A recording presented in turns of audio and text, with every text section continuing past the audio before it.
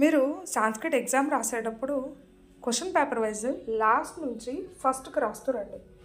అంటే last Roman first రాయండి.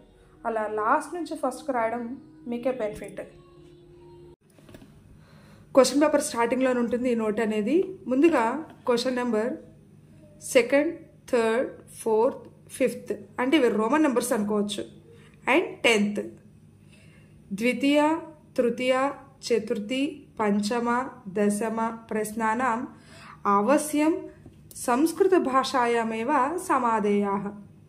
2nd, 3rd, 4th, 5th and 10th ఇవి మాత్రం కంపల్సరీగా సంస్కృతంలోనే అంటే సాంస్క్రిట్లోనే ఆన్సర్ చేయాలి. ముందుగా పార్ట్ ఏ. పార్ట్ ఏ వచ్చేటప్పటికి మనకి 25 మార్క్స్.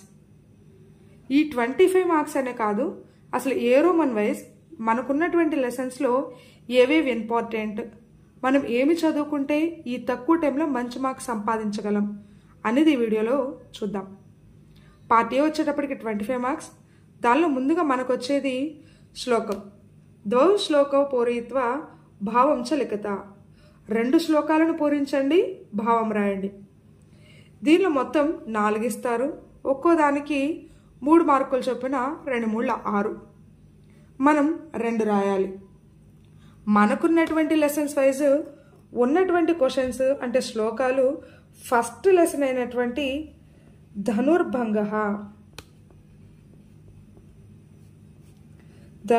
అనే లెసన్లో శ్లోకాలు ఉన్నాయి. దీనిలో 6 శ్లోకాలు ఉన్నాయి. ఈ 6 శ్లోకాలు కూడా చాలా ఈజీగా ఉంటాయి కాబట్టి ఈ లెసన్లో చదువుకోవచ్చు.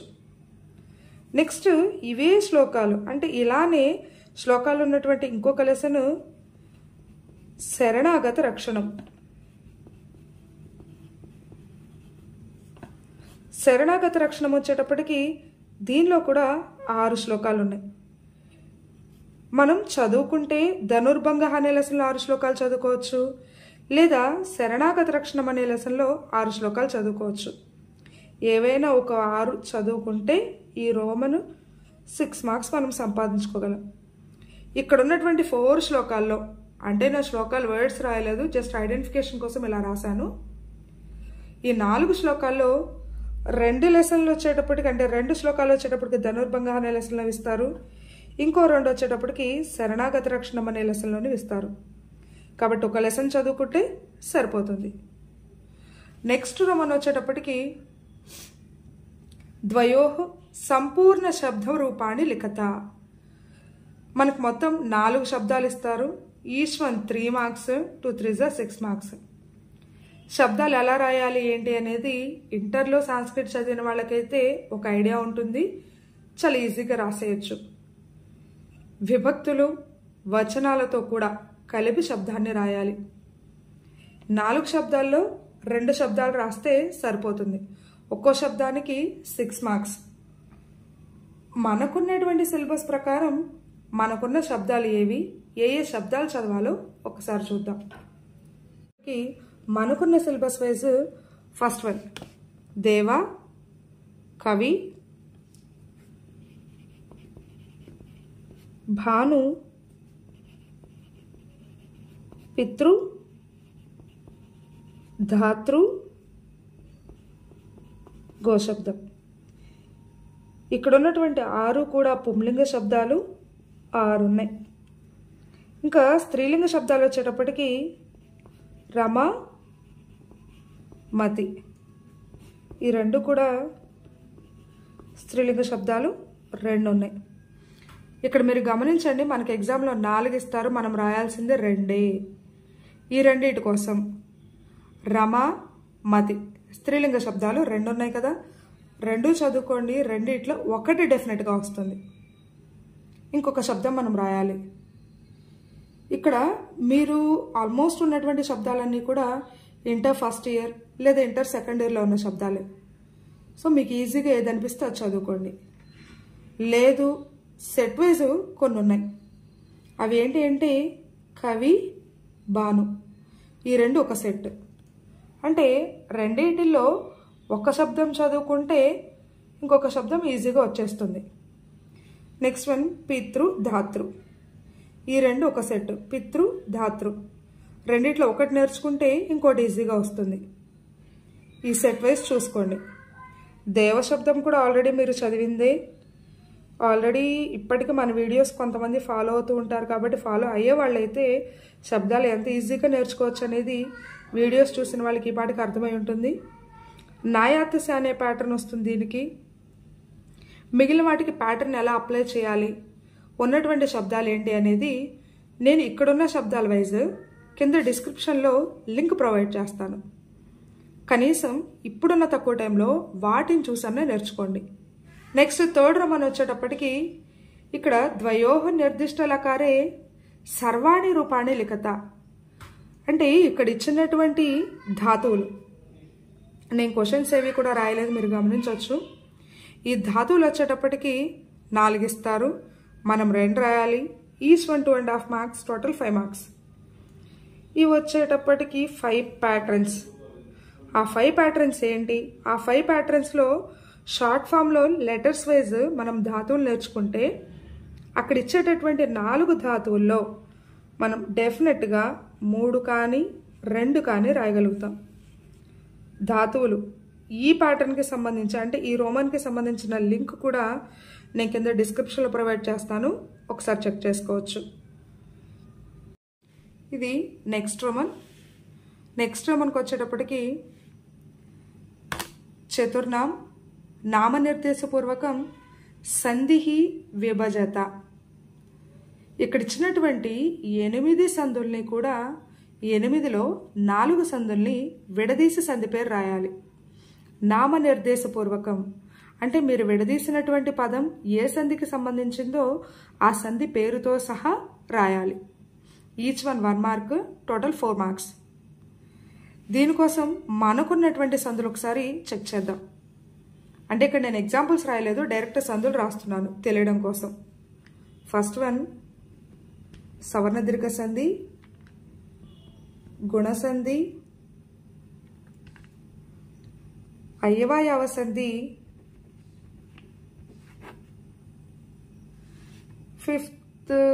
ఫోర్త్ వన్ వృద్ధి సంధి, నెక్స్ట్ వన్ యణాదేశ, శ్చుత్వ, ష్టుత్వ, అనునాసిక.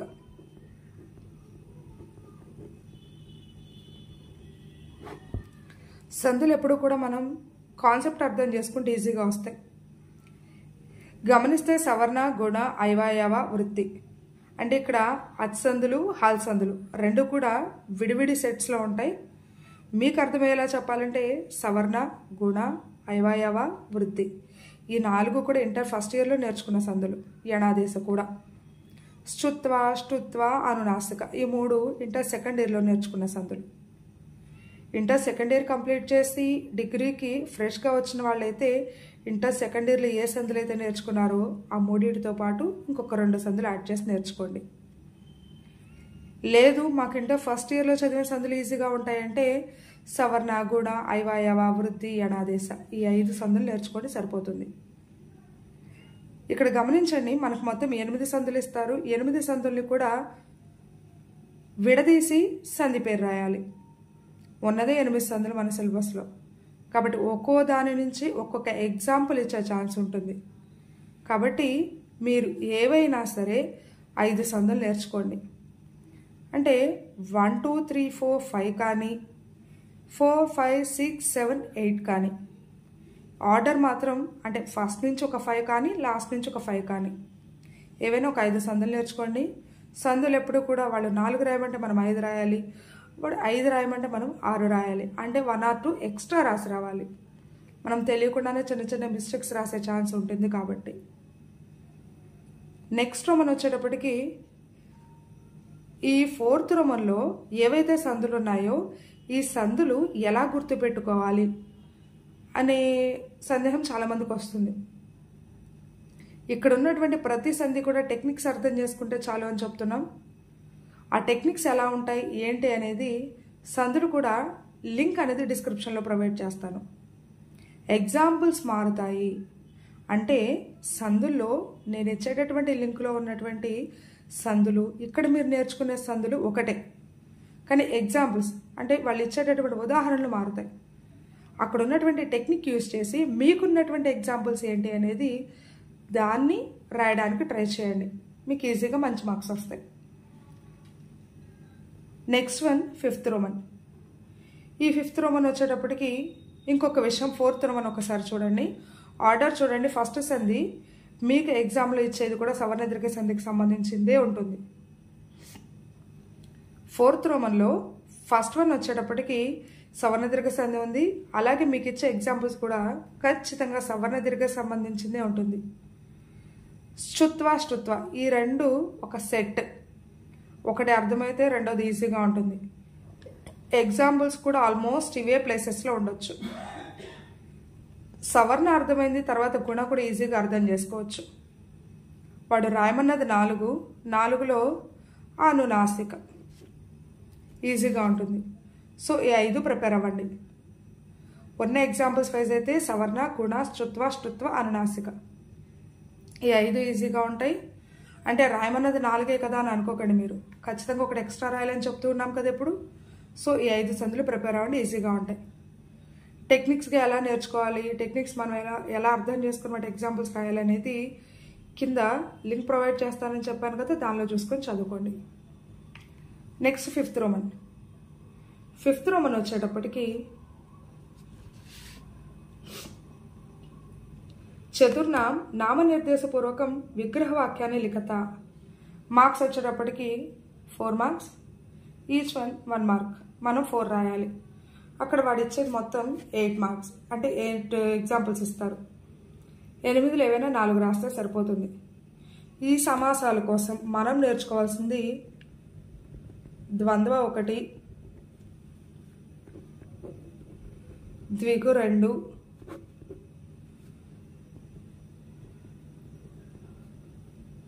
తత్పురుష, కర్మధారయ. మనకున్నది మొత్తం 4 సమాసాలు. ద్విగు, ద్వంద్వ, కర్మధారయ, తత్పురుష. ఈ 4లో 8 ఇస్తారు. ఖచ్చితంగా ఒక్కో దానిలో నుంచి 2 అడుగుతారు.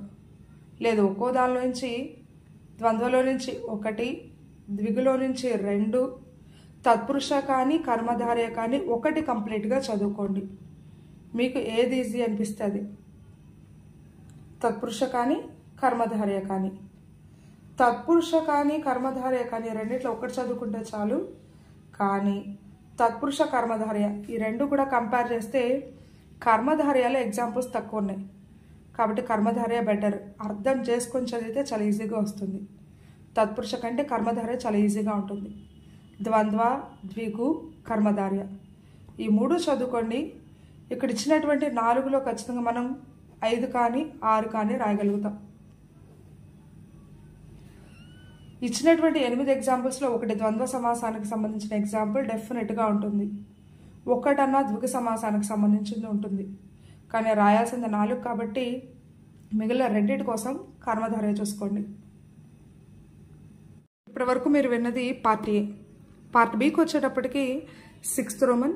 ద్వయోః ఆంధ్ర భాషాయాం ఆంగ్ల భాషాయాం వా అనువదత అంటే ట్రాన్స్లేషన్స్. పార్ట్ బి ఒకటి మనకి 50 మార్క్స్. ఈ పార్ట్ బి 50 మార్క్స్ ఏ క్వశ్చన్స్ 6th రోమన్ వచ్చేటప్పటికి తెలుగులో కానీ ఇంగ్లీష్లో కానీ ట్రాన్స్లేట్ చేసి రాయమంటున్నారు. ఒక చోట తెలుగు ఒక చోట ఇంగ్లీష్ రాయడానికైతే కుదరదు. ఏదైనా ఒక లాంగ్వేజ్ మీరే ఎంచుకోవచ్చు. ఏదైనా ఒకటే పేపర్ అంతా కంటిన్యూ అవ్వాలి. ఈ 4 కోసం ఖలోక్తి అనే లెసన్ చూసుకోండి.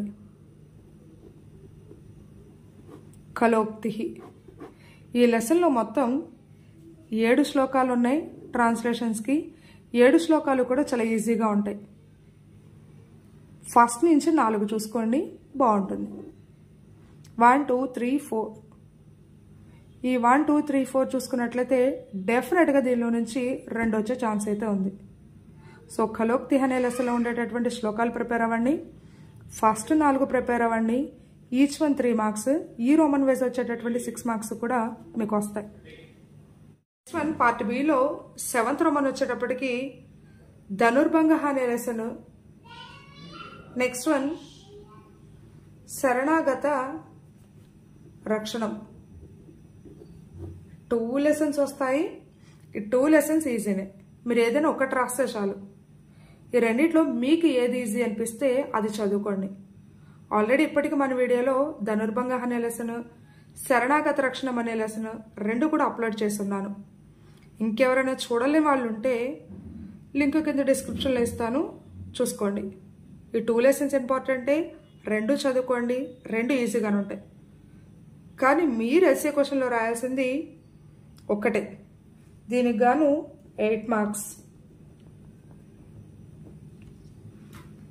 నెక్స్ట్ 8th రోమన్ వచ్చేటప్పటికి రామకీర్తి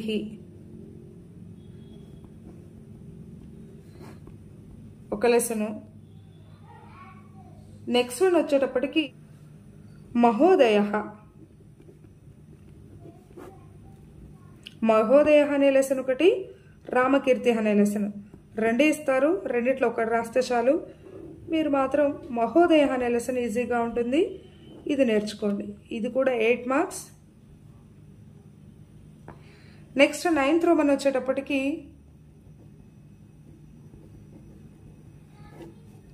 కలోక్తి,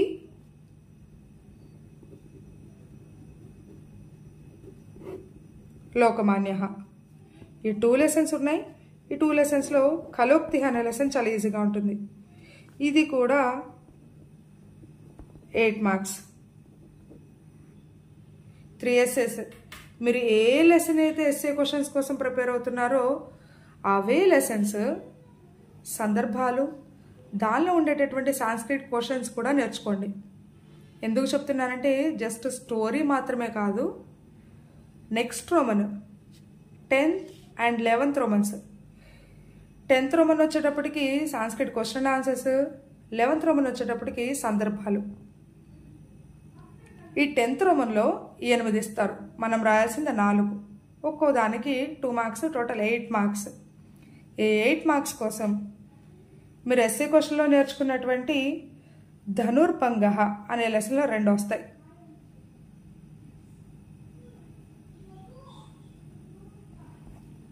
నెక్స్ట్ 2 వచ్చేటప్పటికి శరణాగత రక్షణం.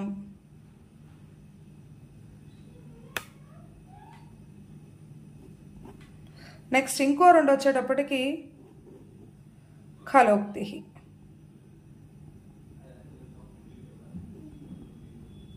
ఇంకో 2 వచ్చేటప్పటికి మనం చాయిస్లో వదిలేసేయచ్చు. ఇక్కడ రాయమన్నది 4, మనం నేర్చుకునేది 6. డెఫినెట్గా ఈచ్ లెసన్ నుంచి 2 అయితే వస్తాయి. కాబట్టి మీరు ఏ లెసన్స్ అయితే ఎస్ఏ క్వశ్చన్స్ కోసం ప్రిపేర్ అవుతున్నారో అవే లెసన్స్ క్వశ్చన్స్ కోసం కూడా ప్రిపేర్ అవ్వండి. ఆల్రెడీ ఎస్ఏస్ కోసం, క్వశ్చన్స్ కోసం కొన్ని లెసన్స్ మనం ప్రిపేర్ అయ్యాం. సేమ్ లెసన్స్ 11th రోమన్ సందర్భాలు కూడా ప్రిపేర్ అవ్వండి. కొన్ని లెసన్స్లో సందర్భాలు ఉన్నాయి, కొన్ని లెసన్స్లో లేవు. ధనుర్భంగ అనే లెసన్లో సందర్భాలు ఉన్నాయి. సో ధనుర్భంగ నుంచి 2 వచ్చే ఛాన్స్ అయితే ఉంది. శరణాగత రక్షణం అనే లెసన్లో నుంచి 2 వస్తాయి. కలోక్తి నుంచి 2 వస్తాయి.